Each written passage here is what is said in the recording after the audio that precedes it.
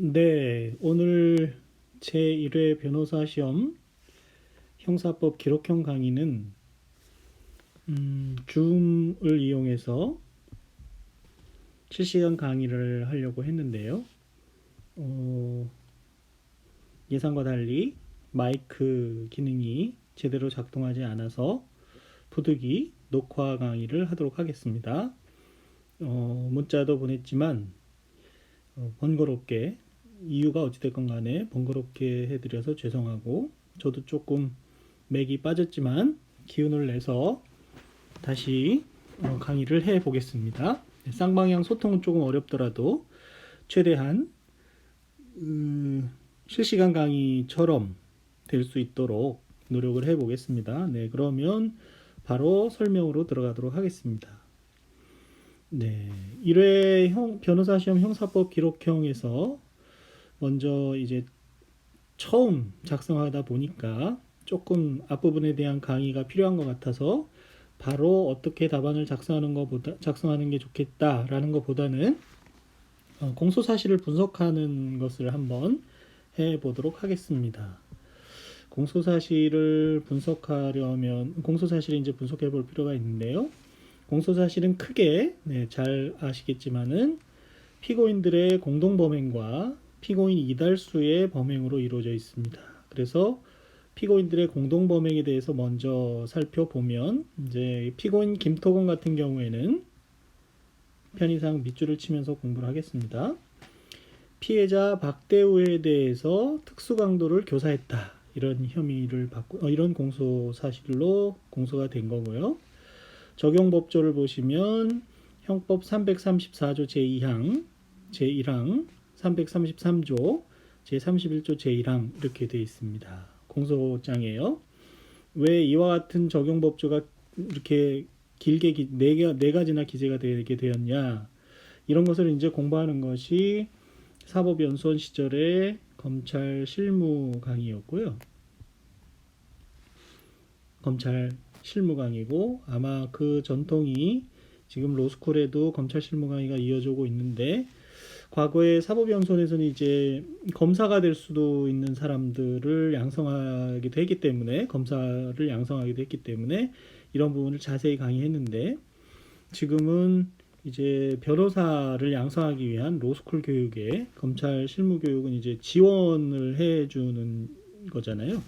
지원의 형식을 갖고 있기 때문에 적용법조 기재 이런 거를 자세히 배우는지까지는 제가 잘 모르겠습니다만은 처음 적용법조가 나와서 왜 이와 같이 4개의 법조가 다 기재가 되게 되었는지를 앞에 밑에 조문을 써서 밝혀놨습니다. 이 경우에 334조 2항이 들어가야 하는 이유는요. 334조가 특수강도 2항인데 2항에 보시면 특수강도 중에서 이제 1항의 특수강도가 있고 2항의 특수강도가 있는데 이 사건에서는 2항의 특수강도가 문제가 되는 거죠. 흉기를 휴대하거나 이번에는 포인터로 한번 해볼까요? 너무 줄이 많아지는 것 같아서 흉기를 휴대하거나 2인 이상이 합동하여 전조의 죄를 범한 자 해서 이 전조라는 말이 들어가 있어서 333조를 나중에 기재하게 됩니다. 전항의 형과 같다. 그래서 전항도 들어가 있고요. 그래서 1항도 역시 기재를 하게 되는 것입니다. 334조 2항, 334조 2항, 1항이 그래서 들어가게 되고 333조도 들어가게 되는 것이죠. 333조는 여기 써놨죠. 강도 조문입니다. 그리고 피고인 김토건 같은 경우에 교사 혐의를 받고 있기 때문에 교사에 관한 형법 조문인 31조 제1항이 여기에 들어가게 되는 것이죠. 타인을 교사하여 죄를 범하게 한 자는 죄를 실행한 자와 동일한 형으로 처벌한다. 그래서 이와 같은 이유에서 334조 제2항, 제1항, 333조, 31조 1항이 이렇게 적용법조에 기재되게 된 것입니다. 그거는 이제 공소장에 대한 이해를 돕기 위한 부분이었고요. 이에 대해서 이와 같은 공소 사실에 대해서 피고인 김토건이 어떤 입장을 취하고 있느냐를 확인하는 것이 굉장히 중요한데요. 피고인 김토건은 강도를 교사한 사실이 없다고 공소 사실을 부인하고 있습니다. 공판 기록 16쪽에서 볼 수 있는데요. 과연 공판기록 16쪽에서 뭐라고 얘기하고 있는지 같이 공판기록 16쪽을 보도록 하겠습니다. 네. 공판기록 1회 형사소송 기록의 공판기록 16쪽을 보시면 여기 페이지 16쪽이 있죠.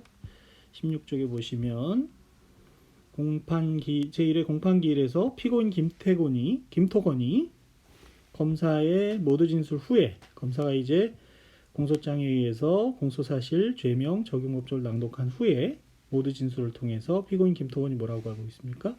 피고인 이달수에게 강도를 교사한 사실이 없다. 이렇게 진술을 하고 있습니다. 그렇죠? 확인해 보실 수 있죠. 그 피고인 김토건의 입장이 어떤 입장인지요. 공소사실에 대한 입장이 확인을 했습니다. 한편 피고인 이달수는 그와 같이 피고인 김토건으로부터 특수강도 교사를 받아서 특수강도를 실행했다는 혐의가 공소사실이고 그에 대한 그러한 공소사실에 대해서 피고인 이달수는 공소사실을 인정하고 있습니다. 앞서 봤던 제1회 공판기일에서 피고인 이달수의 답변을 보면 피해자 정미에 대한 공소사실, 이건 나중에 나오는 이제 성폭력 범죄고요. 나머지 공소사실은 모두 인정한다. 이렇게 이렇게 주장을 하고 진술을 하고 있지 않습니까? 그래서 이 각 특수 강도에 대해서는 공소사실을 인정하고 있는 것을 확인할 수 있습니다. 피고인 이렇게 해서 공동범행에 대한 공소사실을 봤고요. 피고인 이달수는 그 밖에 횡령, 성폭력 범죄 처벌 등에 관한 특례법 위반, 그리고 교통사고 처리 특례법 위반, 사기 이런 혐의로 공소가 제기되어 있지요. 그래서 하나씩 살펴보면 횡령죄 같은 경우에 피해자 김토건으로부터 최현대라는 사람에게 가져다 주라고 받은 돈 4천만 원을 횡령했다. 이렇게 기소가 되어 있고요. 적용법조는 형법 355조 제1항입니다. 형법 제355조 제1항인 것을 확인할 수 있습니다. 횡령에 관한 조문이죠. 그리고 아까 본 것처럼 공판조에서 본 것처럼 피해자 정미희에 대한 공소사실 외에 다른 공소사실은 전부 지금 인정하고 있는 입장입니다. 피고인 이달수에 대한 성폭력 범죄 처벌 등에 관한 특례법 위반, 주거침입, 강간 등의 범죄 혐의 사실은 2011년 6월 1일 피해자 정미희 집에 주거침입하여 간음하려다가 미수에 그쳤다는 것이 공소사실이고 그에 대해서는 아마 문제를 푸시면서 눈치채셨는지 모르겠는데 출제된 당시에는 굿자가 필요 없이 14조 미수 규정이 있었는데요. 지금은 이 조문이 15조로 바뀌었을 겁니다. 제가 실시간 강의 같은 그 법조문을 찾아서 한번 확인해 볼까요? 그 성폭력 범죄가 과거에는 14조였는데 지금은 미수범죄가 15조인지요. 제가 아이패드를 조작을 좀 해보겠습니다. 준비를 했었는데 다른 걸 많이 틀었더니요. 자, 여기서 보면 도로교통법으로 준비가 되어 있고 성폭력 범죄에 대해서 찾아보겠습니다. 여러분도 같이 법조문을 찾아보면 좋을 것 같습니다. 성폭력 범죄로 이렇게 조문이네요. 현행법령으로 가서 국가법령정보센터 성폭력 범죄로 가시면 종이법전으로 찾으셔도 되고요. 성폭력 범죄 처벌 등에 관한 특례법 지금 조항으로 가시면요. 조문을 15조로 가시면 지금 미수범이 여기는 형광펜이 지금 표시가 안 되는데 노란색으로 다행히 맨 위에 나오죠. 미수범 지금은 15조입니다. 그 당시 출제 당시에는 14조가 미수범이었고요. 지금 14조에 다른 허위 영상물 반포, 요즘에 한창 문제가 되고 있는 카메라 등 이용 촬영 이런 범죄들이 들어가 있습니다. 다시 강의 안으로 돌아가서 그래서 여기 지금 법령은 사실 맞지 않고 구 성폭력 범죄가 지금 돼버렸습니다. 지난 문제를 이렇게 풀다 보니까 이런 문제가 앞으로도 문제 중에 있을 텐데 이 문제를 푸시는 입장에서는 일단 그 당시의 법령에 해당하는 것을 생각하시면 될 것 같습니다. 그리고 왜 3조 1항 형법 319조 제1항 제297조가 여기 기재되게 되는지는 앞서 특수강도 교사에서 설명한 바와 같이 이 조문들이 다 그 공소사실과 관련이 있는 조문들이기 때문에 그렇습니다. 여기서 더 자세한 얘기는 생략을 하고요. 성폭력 범죄 처벌 등에 관한 특례법 공소사실에 대해서 이달수는 공소사실을 인정할 수 없다고 아까 16조에서 보셨죠? 피해자 정의에 대한 공소사실을 인정할 수 없다. 그리고 나아가서 변호인은 피해자를 심지어 알지도 못한다 이렇게 변명을 하고 있습니다. 다시 기록을 보시면 16쪽에 보시면 피고인 이달수의 변호사가 피고인 이달수는 피해자 정의를 알지 못한다 이렇게까지 진술하고 있는 것을 확인해 볼 수 있습니다. 그래서 성폭력 범죄에 대한 공소사실에 대한 입장은 그렇고요. 그 다음에 교통사고조 처리특례법 위반, 흔히 실무에서 교특법이라고 이제 많이 줄여서 얘기하는데 이달수가 자전거를 타고 횡단보도를 건너던 피해자 조범생을 충격해서 4주 상해를 입혔다는 겁니다. 그리고 그에 대한 적용 법조는 교통사고 처리특례법 3조 1항 그리고 제2항 단서 제6호 그리고 형법 제268조가 됩니다. 왜 이렇게 또 세 가지를 다 기재하게 되는지는 그 조문을 찾아가 보시면 앞서 특수강도 교사에서 본 바와 같이 그 조문을 적는 이유가 있는 것이지요. 이에 대해서도 공소사실을 다 인정을 하고 있죠. 피고인 이달수가. 한편 사기죄가 있는데 사기죄는 2011년 10월 10일경 대금을 지급할 의사나 능력이 없이 피해자가 운영하는 주점에서 100만 원 상당의 술과 서비스를 제공받았다는 것이죠. 조문은 형법 적용법조는 347조가 되고 이에 대해서도 공소사실을 다 인정하고 있는 것을 알 수 있습니다. 여기서 피고인 김토건에 대하여 먼저 살펴보도록 하겠습니다. 피고인 김토건에 대하여는 45점이 배점이 되어 있었는데요.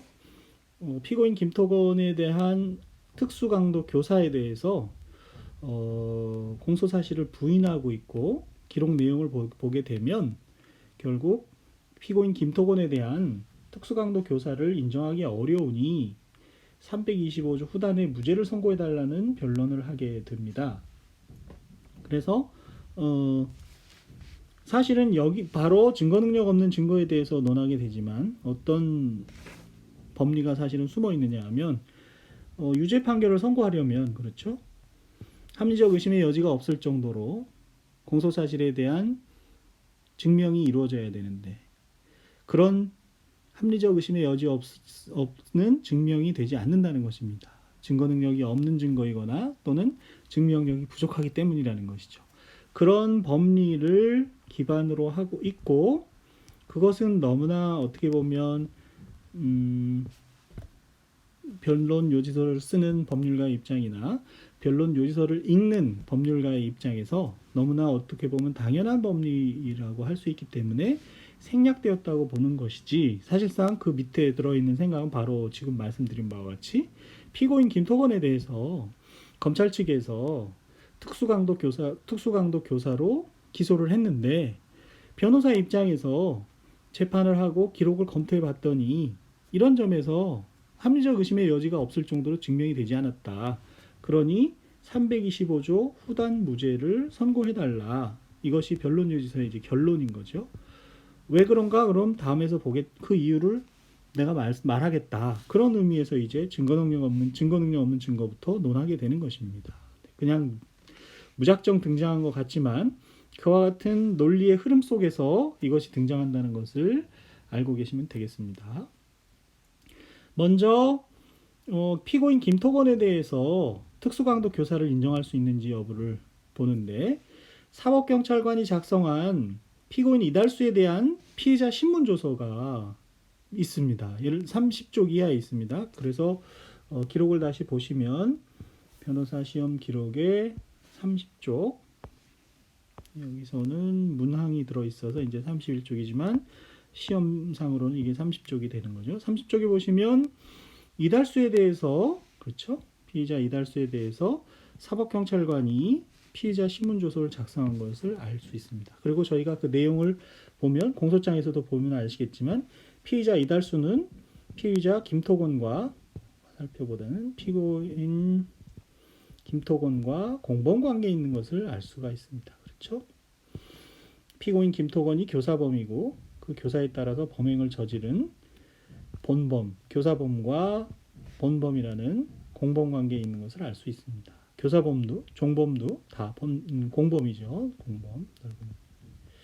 그래서 결국 이 30페이지에 있는 피의자 이달수에 대한 피의자 신문 사법경찰관 작성의 피의자 신문조서는 피고인 김토건의 입장에서는 공범 관계에 있는 자에 대한 피의자 신문조서가 되지요. 그래서 다시 설명으로 돌아와 보면 어떤 법리가 저희가 있냐면 지금 문제는 사법경찰관 작성의 이달수에 대한 피의자 신문조서가 증거 능력이 있냐 없냐의 문제인 거죠. 이것을 해결할 수 있는 법리는 공범에 대한 사법경찰관 작성의 피의자 신문조서의 증거 능력은 그 공범이 아닌 당의 피고인은 여기서 당연히 김토건입니다. 지금 김토건에 대해서 논의하고 있으니까요. 김토건이 내용을 부인하면 증거 능력이 없다는 것이 판례의 입장입니다. 즉 312조 3항의 법리가 공범에 대해서까지 확장되어 있다는 거죠. 예를 들면 그 법리를 설명한 것이 대법원 2009도 10319 판결입니다. 자, 읽어보면요. 형사소송법 312조 제3항은 검사 이외의 수사기관이 작성한 당의 피고인에 대한 피의자 신문조서를 유죄 증거로 하는 경우뿐만 아니라, 그래서 당의 피고인은 김토건, 검사 이외의 수사기관이 작성한 당의 피고인 김토건과 공범관계에 있는 다른 피고인이나 피의자, 이 사람이 지금 이달수죠. 그렇죠? 공범관계에 있는 다른 피고인이나 피의자이기도 하고 피고인도 같이 됐습니다. 여기서는. 그래서 피의자에 대한 피의자 신문조서를 김토건에 대한 유죄 증거로 채택할 경우에도 312조 3항이 적용이 되니 312조 3항에 따라서 내용을 부인해버리면 김토건에 대해서 증거 능력이 없다는 법리입니다. 따라서 당의 피고인, 여기서는 이제 김토건이 되겠죠. 김토건과 공범관계에 있는 공동피고인 이달수, 딱 이 사건에 적용하면 이달수에 대하여 사법경찰관이 작성한 피의자 신문조서는 그 공동피고인 이달수의 법정 진술에 의하여 성립의 진정이 인정되더라도, 이달수에 대한 거니까요. 당의 피고인 김토건이 공판기일에서 그 조서의 내용을 부인하면 증거 능력이 부정된다는 겁니다. 한번 볼까요? 제1회 변호사 시험에서 증거 목록을 한번 보시면, 자, 증거 목록을 보시면 제가 미리 좀 표시를 해놨습니다. 저희가 지금 보고 있는 기록 30페이지에 사법경찰관 작성의 이달수에 대한 피의자 신문조서에 대해서, 이달수는 번호가 2번이죠. 2번. 2번이 이달수입니다.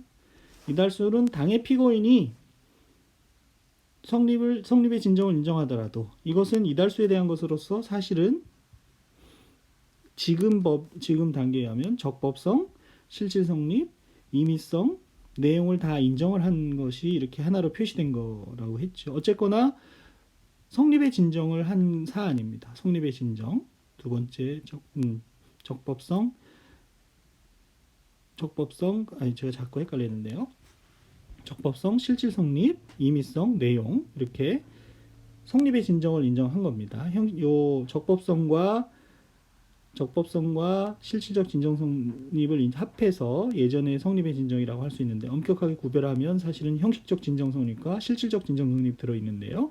그것을 엄격하게 구별하지 않을 때 그냥 성립의 진정이라고 하는 경우가 있죠. 어쨌거나 이 2번은 아까 판례에서 본 성립의 진정을 인정한 경우지만, 당의 피고인이 아닌 그 판례에서 말하는 당의 피고인 김토건에 대해서는, 그렇죠? 형광펜으로 표시하면 김토건에 대해서는, 김토건은 1번 아닙니까? 김토건이 그냥 내용을 부인해버리면 증거 능력이 없게 된다는 것입니다. 그 판례의 내용을 요 4번에 대한 설명에 적용할 수 있어야 되겠습니다.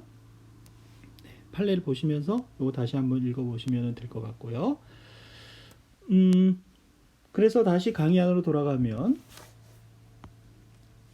당의 피고인, 즉 김토건, 당의 피고인은 김토건이죠. 그 다음에 이 공범관계에 있는 공동피고인이라고 하는 것은 이을남이 되겠습니다. 에 대하여 이달수에 대하여 검사위의 수사기관 작성한 피의자 신문조서, 지금 저희가 봤던 그거는 그 이달수에 의하여 법정 진술에 의해서 성립의 진정이 인정되더라도 당의 피고인은 결국 김갑동이 조서 내용을 부인하면 X해버리면 증거 능력이 부정된다는 것이죠. 그리고 그 X는 부동의 취지로 내용 부인의 취지로 부동의한 것으로 보셔도 되고, 그 표 밑에 있는 것처럼 부인한 것으로 보셔도 큰 문제는 없겠습니다. 예, 여기까지 지난 시간에 강의했던 거하고 이번 시간에 강의한 거 같이 해서 이해를 해 주셔야 되고요. 뒤에 또 나올 겁니다, 설명이. 그런데 이와 같은 법리는, 그렇죠? 이와 같은 법리는 공범인 경우에 적용되는 것이고, 공범인 경우에, 그렇죠? 공범인 공동피고인. 공범이 아닌 경우에는 어떻게 됩니까? 저희가 형사성법 시간에 배운 것처럼, 예를 들어서 절도범과 작물범은 같이 재판을 받는다 하더라도, 절도범은 327조인가, 그렇죠? 형법 327조의 범인이고, 작물범은 제가 조문은 생각이 안 나는데 뒷부분에 350몇 조인가요? 그 부분에 죄로서 둘이 공범이 아닙니다. 공동정범도 아니고 교사범도 아니고 종범도 아닙니다. 그래서 서로 다른 공동피고인의 범죄 사실에 관하여는 증인의 지위에 있게 되죠. 증인. 법정에 나오면 증인. 그리고 참고인으로서 조사를 받게 되는 거죠. 수사기관에서. 그렇기 때문에 증인의 지위에 있다면은 그것은 피고인이 증거로 함에 동의한 바 없는 절도범과 작물범 상호 간에 공범관계 없는 공동피고인에 대한 피의자 신문조서는 다른 공동피고인의 증언에 의하여 성립의 진정이 인정되지 아니하는 한, 왜 그렇죠? 제3자의 지위에 있다 그러면 그것은 진술조서의 성격이 있기 때문에, 그리고 제3자의 증인에 해당하기 때문에 312조 4항에 의해서 그 사람에 대한 피의자 신문조서의 성격은 공범이 아니라면 다른 공범 아닌 공동피고인에 대해서는 참고인 진술조서와 같은 성격을 갖기 때문에 312조 4항에 의해서 반대 신문할 수 있는 기회가 주어져야 된다는 겁니다. 증인으로 나와서 성립의 진정도 인정해야 되고 반대 신문의 기회도 주어져야 된다는 것이죠. 310조 4항을 읽어보시면 아실 수 있는 내용입니다. 즉 공범 아닌 경우에는 피의자 신문조서가 공범 아닌 공동피고인이나 피의자에 대한 신문조서는 310조 4항의 진술조서로 취급될 뿐이다. 네, 역시 지난 시간에 얘기했던 그 법리를 계속해서 확인해 볼 수 있는 경우죠. 자, 그러면 이 법리 하나를 설명하기 위해서 이렇게 장시간 설명을 했는데요. 지난 시간에 이어서 지금까지도 어쨌거나 공범에 대한 사법경찰관 작성의 피의자 신문조서는 당의 피고인이 내용을 부인해버리면 증거 능력이 없게 됩니다. 그래서 우리 사건에 적용을 해보면 다음과 같은 결론을 이르게 되죠. 결론은 증거 능력이 없다는 게 결론이 될 것이고요. 그렇죠? 그리고 이 사건에 적용하면 사건을 보시면 아까 8쪽에서 보신 것처럼 내용 부인을 하고 있습니다. 그렇죠? 당의 피고인인 김토건이 내용 부인 또는 내용 부인의 취지로 부동의했다고 보셔도 되겠습니다. 이렇게 하여 증거 능력이 없다. 보시죠. 이 짧은 결론 속에 제가 굳이 그 법적 3단 논법에 입각해서 자꾸 설명을 하려고 하는 거죠. 뭐가 문제가 되느냐. 이슈는 뭐냐면 사법경찰관 작성의 이달수에 대한 피의자 신문조서가 증거 능력이 있느냐 없느냐의 문제고, 그걸 해결하는 법리는 판례에 의해서, 그렇죠? 공범관계에 있는 사람에 대한 사법경찰관 작성의 피의자 신문조서는 그 피고인이 성립 인정을 하더라도 당의 피고인이 내용을 부인하면 증거 능력이 없다는 것이고, 그거를 우리 사건에 적용해 보니 여기 그 줄친 부분까지죠. 피고인 김토건이 내용 부인하고 있는 것을 알 수 있다. 그렇다면 증거 능력이 없다. 이렇게 뭡니까? 법적 3단 논법에 의해서 제가 답안을 작성하려고 노력하는 것을 보실 수 있겠습니다. 설명이 길었지만 결국은 사법경찰관자 학생의 공범관계에 있는 이달수에 대한 피의자 신문조서의 증거 능력이 없는 것을 설명한 거고요. 두 번째로 특수강도를 교사한 것이 아닌가라고 하는 의심을 갖게 하는 증거가 검찰에 의해서 제출된 것이 있는데요. 그것이 결국은 증인 이칠수를 법정으로 불러서 증언한 거죠. 증인 이칠수의 법정 진술, 이걸 한마디로 말하면 증언입니다. 증인 이칠수의 증언에 의하면 그 중에 어떤 얘기가 있냐면 피고인 이달수가 증인 이칠수의 집으로 찾아와서 김토건 선배가 칼을 주면서 꼭 받아오라고 하길래 한번 사고를 쳤다라고 말한 부분이 있습니다. 기록의 23쪽을 봐야 되는데요. 그러니까 기록을 보면서 이런 것들을 찾아낼 수 있었어야 찾아내기는 것이 기록형 시험의 어려운 점입니다. 그리고 그것이 요령이기도 하고요. 그래서 기록의 23쪽을 보면 그렇죠? 23쪽을 보면 증인신문 조서입니다. 제2회 공판기일에 증인 이칠수가 나와서 검사의 신문에 대해서 이칠수는 어떤 사람이냐면 피고인 이달수로부터 3천만 원을 송금받은 사람입니다. 2011년 11월 1일 날 그 왜 송금받았냐 그랬더니 이칠수가 1년 전에 내 동창인 이달수에게 3천만 원을 꿔주는 사실이 있는데 못 받고 있다가 이번에 저희 아내가 큰 수술을 받게 돼서 돈을 갚아달라고 독촉을 해서 받은 돈이다. 이렇게 진술하고 있습니다. 그래서 검사가 물어보는 거죠. 그 돈이 어떻게 마련된 것인지 아는가요? 예, 그날 밤 피고인 이달수가 저희 집으로 찾아와서 하는 말이 김토건 선배의 채권을 받아다 주고 그 돈을 빌렸다. 김토건 선배가 칼을 주면서 꼭 받아오라고 하길래 한번 사고를 쳤다라고 말해서 알았습니다. 라고 한 것이죠. 이 말을 한 사람은 누굽니까? 이달수입니다. 그렇죠? 이달수가 누구에게 얘기했습니까? 증인 이칠수에게 얘기했습니다. 이칠수는 누구에게 얘기했습니까? 네, 법정에 나와서 법원에 나와서 증인으로 선서하고 법관 앞에서 증언을 한 것이죠. 이 증언이 바로 피고인 아닌 자 이칠수죠. 피고인 아닌 자의 증언이 피고인 아닌 자 이달수, 피고인 아닌 타인, 그죠? 지금 문제가 되고 있는 피고인은 김토건이니까요.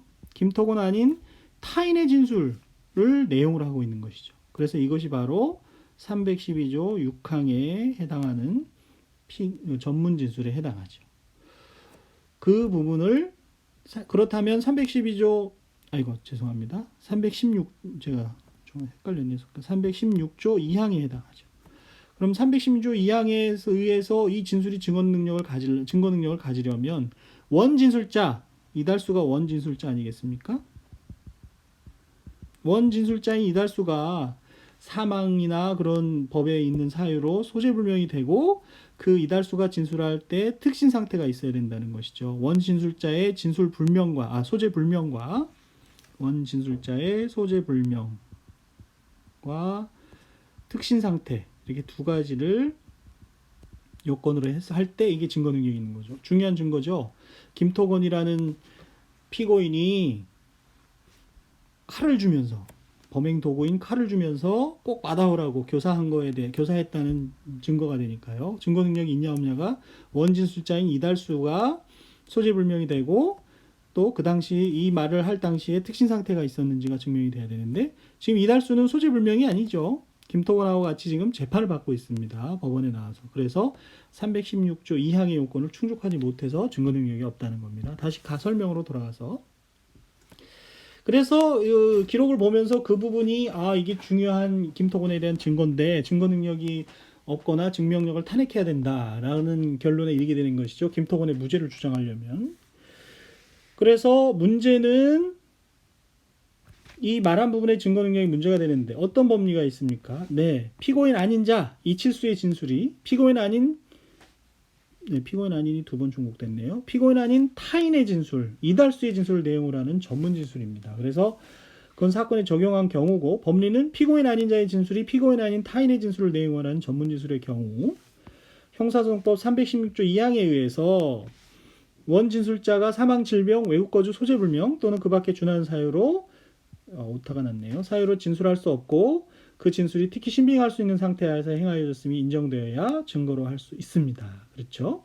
그리고 여기서 말하는 피고인 아닌 타인이라는 것은 공범은 물론이고 공동 피고인도 당해 피고인이 아니라면 316조 2항에서 말하는 피고인 아닌 타인에 들어간다는 것이 역시 공통 법리입니다. 판례의 법리이지요. 이론이 없습니다. 이론을 찾아보기 힘듭니다. 그래서 이 법리를 알고 있으면 이 사건의 경우 적용을 해서 이 사건의 경우 보니까 원 진술자인 이달수가 법정에 출석하여 있죠. 그러니 첫 번째 요건인 원 진술자의 소재불명 요건을 충족하지 못하니까 316조 2항의 요건을 갖추지 못하니까 결론은 어떻습니까? 증거 능력이 없다 이렇게 되죠. 그래서 중요한 증거 능력이 없다는 이유로 배척해버리게 되는 그런 얘기가 되는 것입니다. 자, 이렇게 해서 끝나면 좋은데 증명력이 부족한 부분도 있습니다. 예를 들어서 이달수가 이제 김토건으로부터 칼을 받아서 피해자 박대우로부터 특수강도를 했다는 거니까 이달수의 진술은 현실적으로 매우 중요할 수밖에 없습니다. 그리고 그것을 믿을 수 있느냐 없느냐 문제가 되는데 이달수의 진술은 어디서 확인해 볼 수 있냐면 검사 작성의 피의자 신문조서에서 확인해 볼 수가 있고 그 내용은 사법경찰관 작성의 피의자 신문조서와 동일합니다. 그리고 법정에서도 16쪽하고 21쪽에서 확인해 볼 수 있습니다. 한번 기록에서 확인을 하겠습니다. 첫 시간이니까 자세히 좀 봅니다.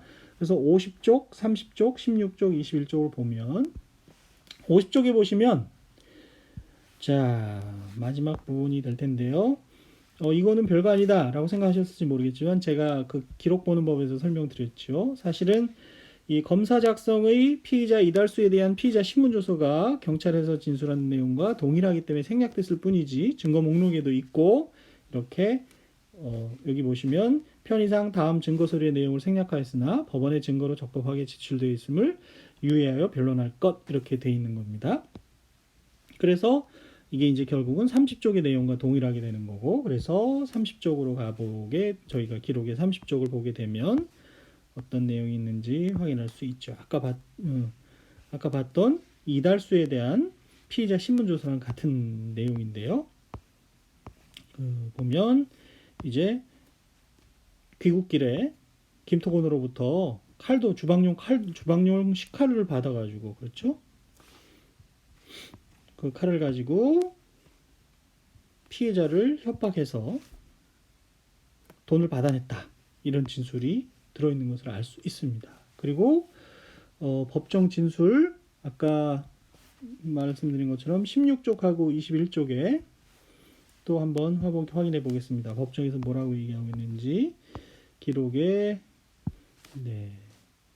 16쪽을 보시면 제가 미리 좀 줄을 쳐놨습니다. 김토건의 변호사가 뭐라고 얘기하냐면 김토건이 이달수에게 피해자가 빌려간 돈을 받아오면 돈을 빌려주겠다고 말했다. 이런 사실이 있고 피해자 박대우가 공사 기성금을 받아 돈을 갖고 있을 것이라고 알려준 사실은 있으나 아이고 죄송합니다. 이거 김토건의 이야기네요. 김토건은 그렇게 얘기하면서 부인을 하는 거고요. 이달수는 공소 사실을 다 인정하고 있지 않습니까? 16쪽. 그리고 21쪽에 보시면 21쪽으로 좀 넘어가 보겠습니다. 볼 수 있는데요. 21쪽에 보시면 피고인 이달수의 진술이 피고인 이달수의 진술 중에서 죄송합니다. 좀 혼동이 있네요. 21쪽 이건 강제로 뺏어오라는 말은 김토건이 했다는 거고, 다시 잠깐만요. 설명으로 돌아가서 조금 설명이 안 됐죠. 16조 21쪽 법정 진술이 이 부분은 조금 문제가 있네요. 다시 법정 진술이라는 거는 이제 이달수가 피고인 신문을 하던 뭐 그런 피고인 신문 절차나 모두 진술 절차에서 한 얘기를 하고 있는데요. 이 뒤에 부분을 보는 게 좋을 것 같습니다. 칼을 김토건으로부터 받았다는 진술이 아까 있었지 않습니까? 김토건으로부터 외국에서 귀국하는 김토건을 공항에서 태우고 오는 길에 김토건으로부터 칼을 받았다고 했는데, 칼의 모양에 대해서 이달수가 한 얘기가 31, 32쪽에 보면 주방용 칼을 받았다고 얘기를 하거든요. 근데 피해자 박대우는 접히는 칼로 협박을 받았다고 얘기합니다. 그래서 31쪽, 32쪽, 22쪽을 확인하겠습니다. 네, 16쪽, 21쪽보다 31쪽, 32쪽, 22쪽을 확인하겠습니다. 31, 32, 22. 네. 그래서 31, 32쪽을 가보면 30, 31쪽에 가보면 아까 말한 것처럼 주방용 식칼이라고 이렇게 돼 있고, 주방용 식칼 이렇게 돼 있는데, 피해자는 뭐라고 얘기하느냐? 피해자는 22쪽에 이제 조서가 있는데요. 조서라기보다 진술이 있는데 22쪽에 보시면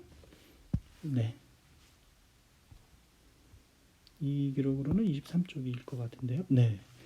법정에서 조서가 아니라 증인으로 나와서 박대우가 진술을 뭐라고 하느냐 하면, 피고인 이달수가 점퍼 안주머니에서 칼을 꺼내서 저의 목에 들이대는 순간 접힌 칼날이 척 소리를 내며 펼쳐졌습니다. 칼날이 촥 펴지는, 저희가 잭나이프라고 하나요? 그런 것처럼 이렇게 칼날이 펴지는 칼이었지 주방용 식칼 같은 게 아니었다, 이렇게 얘기하는 거죠. 그래서 이달수가 얘기하는 칼의 모양과 피해자가 얘기하는 칼의 모양이 다른 것을 알 수 있습니다. 그렇죠? 그러니 칼의 모양이 주방용 칼이라고 얘기한 이달수의 진술은 믿기가 어려운 것이죠. 그렇죠? 그리고 해외 출장에서 돌아오는 길에 김토건이라는 사람이 칼까지 주면서 준비를 했다라는 것은 글쎄요, 경험칙이 좀 믿기 어렵지 않습니까? 외국에서 귀국하는 사람이 그런 일이 있을 걸 대비해서 차에 칼까지 실어 놓도록 하라는 거예요. 그리고 범행 동기와 관련해서 김토건은 기록상 상당한 재력이 있어 보입니다. 강도 교사까지 할 이유가 있다고 보기는 어렵지요. 자, 이런 부분에 대해서 이의가 있을 수 있죠. 다른 견해가 있을 수 있습니다. 돈이 많아도 얼마든지 강도를 교사할 수 있으니까요. 그런데 왜 이런 것이 답안에 기재될 수 있느냐를 생각해 보시면, 저희는 김토건을 변호하는 입장이고, 변호인의 입장에서는 당연히 우리가 이렇게 돈이 많은데 강도 교사까지 할 이유가 뭐가 있겠느냐, 몇 천만 원 받기 위해서 칼을 줘가면서 할 이유가 있겠느냐, 이런 논리를 저희가 펴는 것이죠. 반대 논리도 얼마든지 가능하지만 저희는 변호인의 입장에서 변론 요소를 작성하니까요. 그리고 이달수가 아까 본 것처럼 이칠수인가요? 그 사람으로부터 채무변제 독촉을 받고 있었습니다. 그래서 이달수가 단독 범행을 하고서 김토건이 시켜서 했다라고 책임을 전가하거나 김토건을 끌어들여서 자기 죄책을 가볍게 하려고 하는 공범의 속성, 피고인 이달수가 자신의 죄책을 가볍게 하고자 피고인 김토건을 주범으로 끌어들였을 가능성이 있다, 이렇게 주장해 볼 수 있는 것이죠. 한편 이달수의 범행 전력을 보면 전에도 김토건의 돈을 횡령했다기보다도 여러 범죄를 저질렀던 사람이기 때문에 그 말을 믿기도, 이것도 역시 반론이 있을 수 있죠. 과거에 범죄를 저질렀다고 해서 꼭 이런 범죄를 또 저지르는 법이 어디 있느냐. 맞습니다. 하지만 저희는 김토건의 변호인 입장에서 그런 주장을 해볼 수 있다는 것이죠. 경험칙상. 그래서 결국 이달수의 진술은 신빙성이 없게 되는 것이다. 그럼에도 불구하고 칼을 주었다는 부분의 신빙성, 이런 부분이 빠지더라도 혹시 보통 강도를 교사한 건 아니냐라는 의문이 있을 수 있습니다. 왜냐하면 아까 제가 공판조서를 잘못 읽었는데 21쪽에 보면 순순히 말해서는 주지 않을 것이니 확실히 받아오라고 말한 사실은 김토건이 자인하고 있습니다. 법정에서도 그렇고 검찰 조서에서도 그렇고요. 그렇다면 칼을 휴대해서 강도한 특수강도 교사는 아니더라도 강도 교사는 성립할 수 있는 것이 아닌가라는 의문이 들 수 있겠습니다. 그렇지만 교사범이 성립하려면 저희 김토건의 변호인의 입장에서 교사는 정범에게 이 사건에서 이달수일 텐데요. 특정 범죄의 결의를 하게 만드는 행위여야 하죠. 범행의 결의를 불러일으켜야 하는 교사범이 성립하는 것인데, 그렇죠?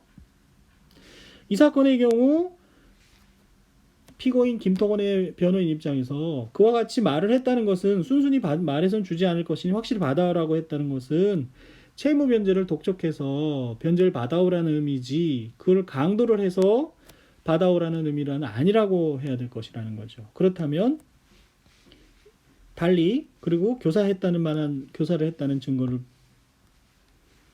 이게 C가 아니라 N이에요. 교사했다는 증거가 없으니 결국 합리적 의심의 여지 없이 피고인 김토건에 대한 특수강도 교사의 범죄 사실은 증명이 되지 않아서 325조 후단 무죄를 선고하여 주시기 바랍니다. 이렇게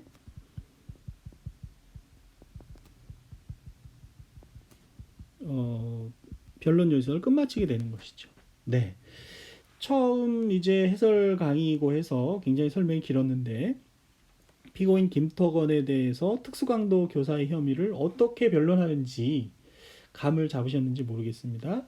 강의 내용이 이 아이패드가 일시 중단하고 다시 녹화하는 기능이 없어서 피고인 일에 대해서 설명한 김에 중단 없이 계속 설명을 할 건데요. 피곤하거나 한 사람은 계속 일시 정지했다가 다시 틀어보기로 하고 저는 계속해서 여러분들이 보내온 답안지를 통해서 피고인 김토건에 대해서 어떻게 썼는지 두 사람의 답안지를 보면서 해설 내용을 답안지에 적용해 보도록 하겠습니다. 먼저 처음 볼 답안지는 이런 답안지인데요. 자, 피고인 김토건에 대하여 라고 작성을 해왔습니다. 이 사건의 쟁점, 이렇게 썼는데 이 부분이 틀린 것은 아닙니다. 틀리지 않았죠. 쟁점이 뭔지를 제가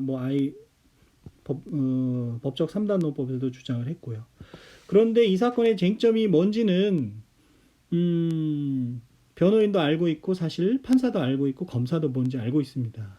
재판을 진행을 했고 기록 속에도 등장하고 있습니다. 그래서 아까 공소사실을 분석한 것처럼 이미 특수강도 교사에 대해서 김토건이 공소사실을 부인하고 있기 때문에 법률 전문가인 판사나 검사나 변호사라면 이 사건에서는 증거를 통해서 그 혐의 사실을 입증하는 것이 중요한 이슈구나, 중요한 문제구나 라는 걸 알고 있습니다. 그래서 이 사건의 쟁점이 뭔지를 한두 줄 정도로, 한 줄이나 많아야 두 줄 정도로 간단하게 쓰는 것은 좋은데 이렇게 길게까지 쓸 필요는 없습니다. 사실은 틀렸다는 게 아니라 이 부분에 대해서 배점이 거의 쟁점에 대한 배점이 제가 보기에는 없어도 좋은데 경우에 따라서 1점 내지 1점 정도가 배점되는 경우가 있을 뿐이고 이렇게 길게 쓸 필요가 없다. 왜? 이게 지금 시험을 보는 시험 답안지이지만 이 시험 형사법 기록 제가 그래서 형사기록 작성 실무에서 형사법 기록형 시험의 취지를 장황하게 설명했던 이유는 바로 이런 부분 때문인데요. 이제 변호사가 좀 있으면 될 사람들을 상대로 해서 변호사 자격을 주기 위한 시험이잖아요. 변호사 시험이. 그래서 이런 문제가 벌어졌을 때 이런 변론 요지서를 쓸 수 있느냐 이걸 테스트하기 위한 거니까 이 사건의 쟁점은 아까 말한 것처럼 너무나 뚜렷하게 기록을 보면 등장을 하는 거거든요. 공소사실을 전면 부인하고 있고 그래서 이 쟁점 부분을 지금 이 학생 같은 경우에 하나, 둘, 셋, 넷, 다섯, 여섯 줄이나 썼는데 이렇게까지 길게 쓸 필요는 없습니다. 제가 읽어볼게요. 피고인 김토건에 대한 특수강도 교사의 공소사실의 요지는 그리고 쓰지 않아도 된다고 제가 강의 시간에 말씀드렸죠. 원래는 씁니다. 원래는 밖에 이제 변호사로 나가시면 변론조지서의 시작은 공소사실의 요지를 쓰는 걸로부터 얘기한다고 제가 강의 시간에 형사소송 기록 작성 실무에서 말씀드렸지만 공소사실의 요지는 시험에서는 생략한다 라고 했죠. 그래서 공소사실의 요지는 피고인 김토건이 피고인 이달수에게 흉기인 주방용 식칼이 든 봉투를 건네주며 박대호가 공사 기성금을 받은 바 순수히 말로 하지 말고 확실하게 돈을 받아오라고 하며 특수강도를 교사했다는 것이며, 네, 이 부분 쓰실 필요 없습니다. 네, 공소사실의 요지는 쓸 필요가 없어요. 이게 만약에 연수원 시험 같으면, 사법연수원 시험 같으면 공소사실의 요지를 씁니다. 그 시험은 보통 3시간, 5시간 이렇게 쓰기 때문에 뭘 생략해라 이런 게 아니라 그냥 변론에서 전반을 쓰게 하는 것인데, 지금 변호사 시험 제가 그래서 강의할 때도 그 주의사항 같지도 전부 다 읽어드렸지 않습니까? 쟁점을 부각시키는 건 좋은데 이렇게 공소사실의 요지를 쓰는 것은 시간 낭비가 되는 거죠. 변호사 시험에서는 공소사실을 쓰지 마십시오. 차라리 쓴다면 이 부분, 피고인 김토건은 강도교사가 아닌 단순히 받아오라고 식하를 준 사실이 없다며 공소사실 부인하고 있습니다. 네, 공소사실 부인하기 때문에 이 문제가 된 것이죠. 그래서 아까 설명처럼 증거 능력 없는 증거와 증명력 부족한 증거들을 검토하게 되는 것이고, 설사 칼을 준 사실이 흔들린다, 증명되지 않는다 하더라도 혹시 강도교사가 성립하지 않을까 해서 그런 주장을 변론에서 쓰게 되는 것입니다. 쓴다면 요 부분처럼 간단하게 그냥 피고인은 이 사건 공소사실에 대해서 부인하고 있습니다라고 쓰거나, 정말로 간단하게 칼을 주며 돈을 받아오라고 시킨 사실이 없다고 공소사실을 부인하고 있습니다. 이런 정도로 쓰는 것 같고요. 과감하게 이 부분도 생략하는 것도 한 방법입니다. 지금 시간이 부족하거든요. 아마 2시간 내에 기록을 보고 써보셨으면 이번에 처음 썼기 때문에 더 힘들었을 텐데, 그리고 일부 학생은 너무 어려워서 모범 답안을 보고서 작성을 해보았습니다 라고 이제 미리 메일에다 쓰신 분들도 있던데, 모범 답안이 어떤 걸 보고 쓰셨는지는 모르겠지만 어쨌거나 지금 4월이죠. 4월 보통 이제 3월에 온라인 강의 없이 들어갔으면 3월에 이 강의가 처음 들어갈 텐데, 첫 쓰는 것이 3월, 4월밖에 안 된 상황에서 잘 쓰는 것은 사실 무리입니다. 그리고 내년 1월에 이제 시험을 보니까요. 지금 잘 쓰는 건 어려운데, 지금은 어떤 잔기술보다는 제가 말씀드리는 큰 틀, 형사법 기록형에서 뭘 테스트하려고 하는 것이라는 걸 알고 어떤 식으로 내가 시험에 임해서 작성을 하겠다라는 그런 준비를 해나가는 것이 필요하다고 봅니다. 어쨌거나 이 사건의 쟁점을 쓰는 것은 뭐 나무라지는 않겠지만, 공소사실의 요지를 쓰는 것은 시험에서는, 이 연수원 시험이나 실무에서는 바람직한데 써야 되는데, 시험에서는 공소사실의 요지를 쓰지 말아라 이렇게 말씀드립니다. 그리고 쟁점을 쓰더라도 한 줄, 한두 줄, 몇 단어 내로 간단하게 끝내십시오. 나중에 시간이 굉장히 부족합니다. 시간 내에 다 풀기가 어렵습니다. 그래서 이런 데에서 너무 많은 시간을 쓰면 안 되겠다. 두 번째, 공소사실에 부합하는 증거. 네, 이 부분도 사법연수원에서 가르칠 때는 이걸 쓰게 합니다. 공소사실의 요지가 무엇인데, 검사가 제출한 증거 중에 그와 같은 공소사실에 부합하는 증거로는 이런 거가 있다. 이에 대해서 아래에서 차례대로 살펴보겠다고 하면서 도입을 해서 증거 능력 없는 증거와 증명력이 부족한 증거로 나누어서 쓰게 됩니다. 이 부분도 틀린 게 아닙니다. 틀린 게 아니라 변호사 시험의 성격에 맞지 않는다는 거예요. 지금 2시간 내에 이런 걸 쓸 여력이 없어요. 그래서 웬만하면 바로 증거 능력 없는 증거로 들어가도 된다. 그것이 룰 5였지 않습니까? 룰 5. 제가 형사기록 작성 실무에서 말씀드렸던 룰 5 다시 보시면, 사실관계를 이유로 무죄를 주장하는 경우, 즉 325조 후단 무죄를 주장하는 경우 증거 능력 없는 증거를 모두 배척한 후 증거 능력 있는 증거에 증명력을 다 두자. 이걸 그리고 룰로 승격시킨 이유까지 제가 말씀드렸지요. 증거 능력이 없는 이유를 설명해야 되죠. 우리 아까 룰 5에서 아까 보신 것처럼 사법경찰관 작성의 우리 사건 1회 사건에서 이달수에 대한 피의자 신문조서가 왜 김토건에 대해서 증거 능력이 없는지 이유를 설명해 줘야 되는 거. 그렇죠?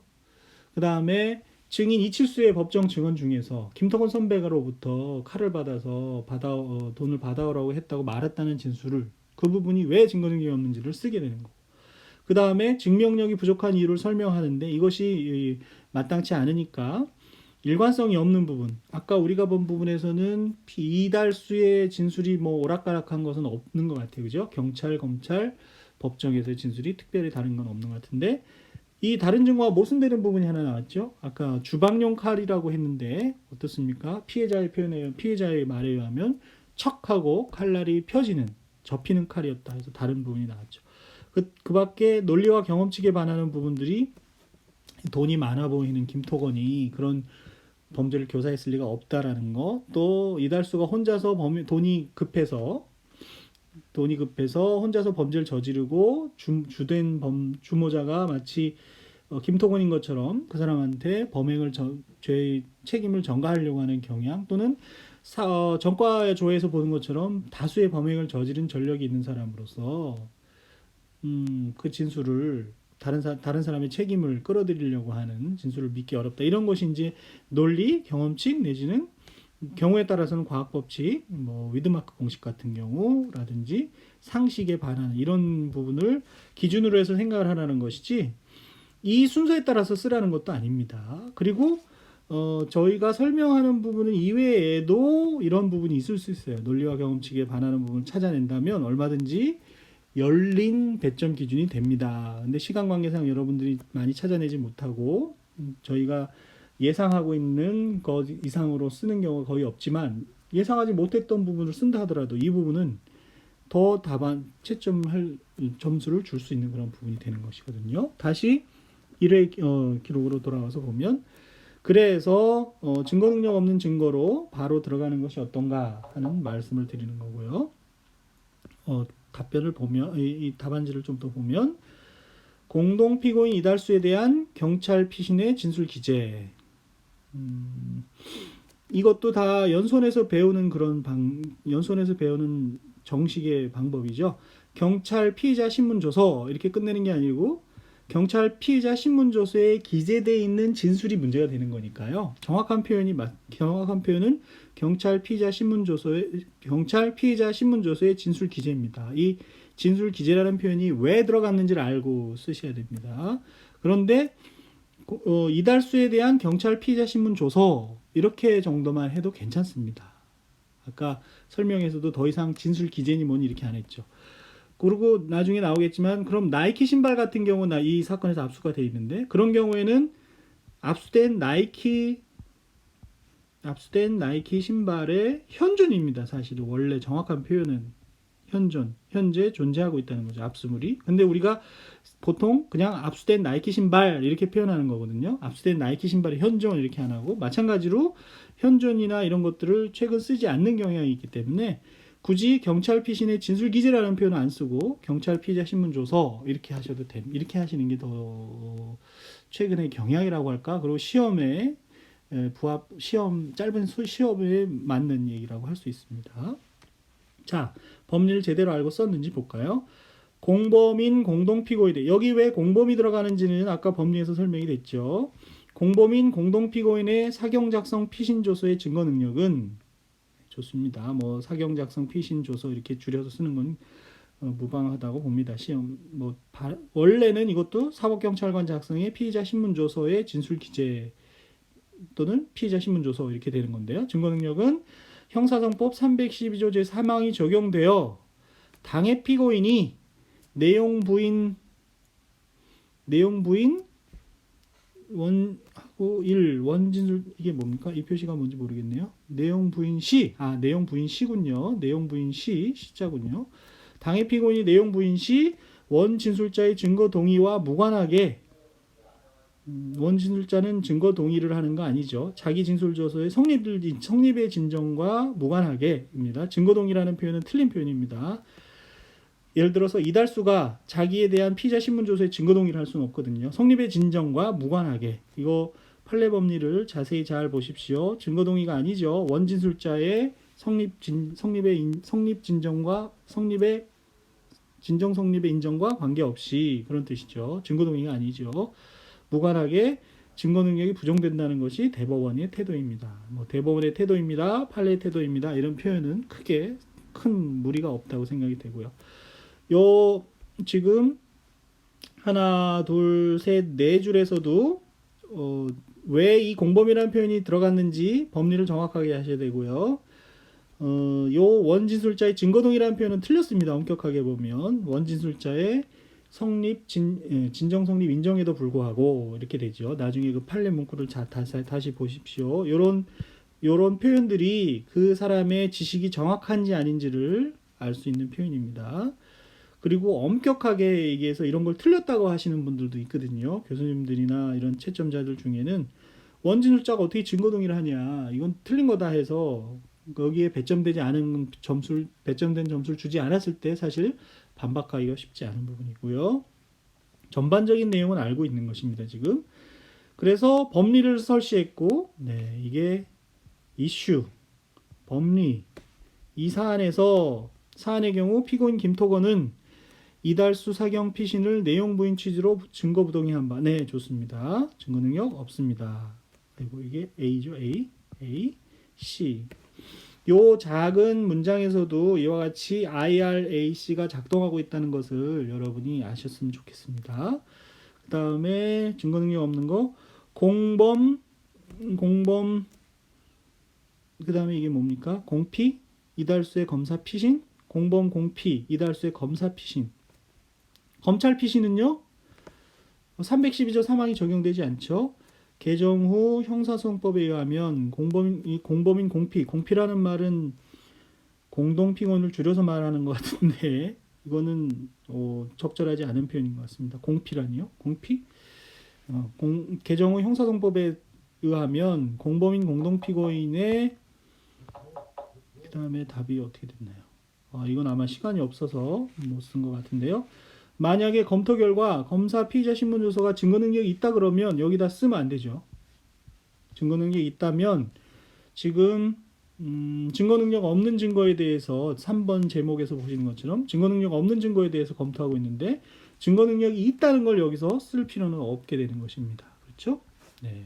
그래서 설명에서도 빠진 거고요. 그 내용이 증거 능력이 있다면 여기 제목에서 쓸 필요가 없고 다 증인 이칠수의 법정 증언, 네, 이렇게 법정 증언에 이제 증거 능력의 이슈를 제기하는 건데, 이제 조금 더 익숙해지면 그 법정 증언 전부가 문제가 된 것이 아니라 여기서 보시는 것처럼 이칠수의 법정 증언 중 피고인 이달수로부터 김토건 선배의 채권을 받아다 주고 그 돈을 빌렸다. 김토건 선배가 칼을 주면서 꼭 받아오라고 하길래 한번 사고를 쳤다라는 부분. 그 중에서 김토건 선배의 채권을 받아다 주고 그 돈을 빌렸다. 이런 부분은 사실은 강도적인 요소가 잘 안 보이잖아요. 이 네모의 부분만 보면. 그래서 이 부분은 사실 큰 문제가 되는 것이 아니고 제가 형광펜으로 이 부분이 문제가 되는 거죠. 김토건 선배가 칼을 주면서 꼭 받아오라고 하길래 칼을 줬다는 게 이제 중요하고, 그렇죠? 특수 강도 교사가 되니까요. 사고를 쳤다라는 부분, 이 부분이 주로 문제가 되겠습니다. 이 부분은 피고인 아닌 제3자의 진술을 그 조문의 내용을 그대로 쓰는 것이 좋습니다. 피고인 아닌 자의 진술이 피고인 아닌 타인의 진술을 내용으로 하는 310조 2항이 적용되는 것이므로 원진술자인 피고인 이달수가 출석 불능해야 함에도가 아니고 원진술자인 피고인 이달수가 소재불명 등으로 출석할 수 없는 경우에 함에도 이렇게 해야지 출석이 불능해야 함에도가 아닙니다. 출석을 하지 않아야 되는 것이 아니라 그런 요건을 갖춰야 된다는 얘기죠. 그런데 원진술자가 법정에 나와서 증언하고 있으므로, 그렇죠? 소재불명이 아니므로가 더 정확한 표현이겠죠. 출석 중이라고 하기보다는 원진술자가 진술할 수 없는 진술불능의 경우가 아니므로 316조 2항의 요건을 충족하지 못하여 증거 능력이 없습니다. 이 앞부분에서는 I, R, A, C를 잘 갖춰서 쓰는 것 같은데 이 부분에 와서 조금 I는 증언 부분인데 R하고 너무 두껍네요 펜이. R하고 I 부분하고 R하고 이 사건 적용하고 C가 잘 명확하게 드러나지 않는 것 같습니다. 문장 순서를 이출수의 법정 증언이 피고인 아닌 자의 진술이 피고인 아닌 타인의 진술을 내용으로 하는 경우 원진술자의 소재불명과 특신 상태를 요청으로 하는데라고 법리를 써준 다음에 이 사건의 경우 원진술자인 이달수가 법정에 출석하여 재판을 받고 있으므로 김토건과 함께 재판을 받고 있으므로 원진술자의 진술불능이라는 또는 316조 이하의 요건을 충족하지 못하므로 증거능력이 없습니다. 이렇게 역시 이 작은 부분에서도 자꾸 IRAC의 요건을 갖추어서 쓰는 연습을 해야 논리 구조가 만나는 것입니다. 그것이 너무 길다고 느껴질 때는 줄여서 쓰는 방법을 연구해야지 이 IRAC의 구조를 자꾸 활용하지 않으면 문장이 논리적이지가 못하고 못할 가능성이 높고 빠질 가능성이 있습니다. 그 논리 구조가 이 부분도 나 부분도 그런 면에서 IRAC의 요건을 갖추도록 갖추도록 할 필요가 있습니다. 다음 신빙성 검토. 신빙성 검토라는 표현 써도 좋습니다. 뭐 증명력의 부족이라고 해도 좋고요. 증명력이 부족하니까 신빙성이 부족하다. 믿을 수 없다는 얘기니까요. 그런데 아까 작성 실무에서 본 것처럼 논리와 경험칙, 상식 부합 여부 이걸 제목으로 내세우는 건 적절하지 않습니다. 그런 사고방식 하에서 다음과 같은 점들이 믿기 어렵다 이렇게 가는 거죠. 이거 자체를 제목으로 내는 것은 바람직하지 않다. 어색합니다. 되게 법문서로서. 그래서 읽어보면 피고인 이달수는 수사기관과 공판에서 피고인 김토건으로부터 받은 칼은 식칼로 칼날 15cm, 손잡이 10cm라 진술하였으나 증인 박대우의 증언에 의하면 이달수의 점퍼 안주머니에서 칼을 꺼내어 척소를 내고 칼날을 펼쳤다고 하는 바 이는 모순되어 모순된다는 건 일관성이 없다는 것서 피고인 이달수의 진술은 신빙성이 없습니다. 이제 검사 입장이라기보다도 뭐 반론을 제기하자면 뭐 박대우의 말이 맞을 수도 있지 않느냐 이렇게 표현할 수 있겠지만 김토건의 특수강도 교사를 무죄로 변호하는 저희 입장에서는 변호인의 입장에서는 당연히 아주 중요한 특수강도의 중요한 증거인 칼에 대해서 이달수는 이렇게 얘기하는데 다른 사람이 이렇게 얘기한다라는 모순되는 점을 부각시켜서 얘기한 이 부분은 잘 지적을 했다고 봅니다. 다만 이렇게 칼날 길이, 손잡이 이런 것이 중요하다고 생각이 되면 이제 쓰는 것이고 이 사건 같은 경우에는 칼날 길이와 손잡이 이 길이가 지금 중요한 것이 아니라 일단 칼의 형태가 주방용 식칼은 제가 그림은 잘 못 그립니다만은 이런 식으로 되어 있는 게 보통이겠죠. 손잡이가 이렇게 있고 근데 박대우의 말에 의하면 잭나이프 같은 것일 것 같습니다. 이렇게 이게 접혔다가 그립을 잘 못 그려서 이 칼날이 접혔다가 쫙 펴지는 이런 칼이니까 완전히 다른 거 아닙니까? 네, 그 부분을 부각시키는 게 좋겠고요. 피고인 김토건이 일본에서 한국으로 돌아오는 귀국길 승용차에서 식칼을 전달해 주었다고 피고인 이달수가 진술하지만 공항 검색대를 식칼을 소지하고 통과했다는 것은 경험칙에 반하고 네, 아까 제가 말씀드린 것을 구체적으로 썼네요. 미리 준비했다는 것 또한 상식에 부합하지 않습니다. 좋은 시도입니다. 이것은. 네.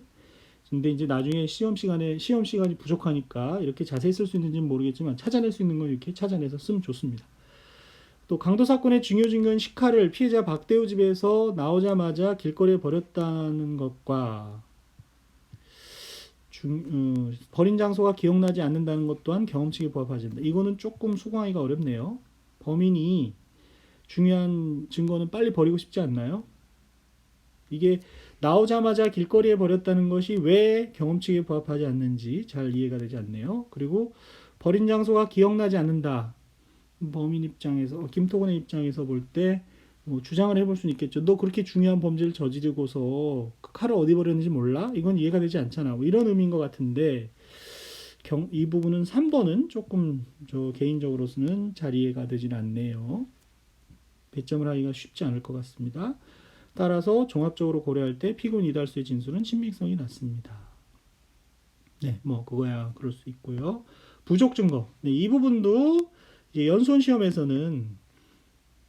시험과 실제 법문서 작성에서는 특히 민사 변론조에서도 민사 준비 서면도 그렇고 부족 증거를 많이 쓰는데 나머지 박대우의 법정 진술, 그러니까 위에서 이 나머지라는 말이 나온다는 얘기는 위에서 검토한 부분 이외의 것을 말하는 거거든요.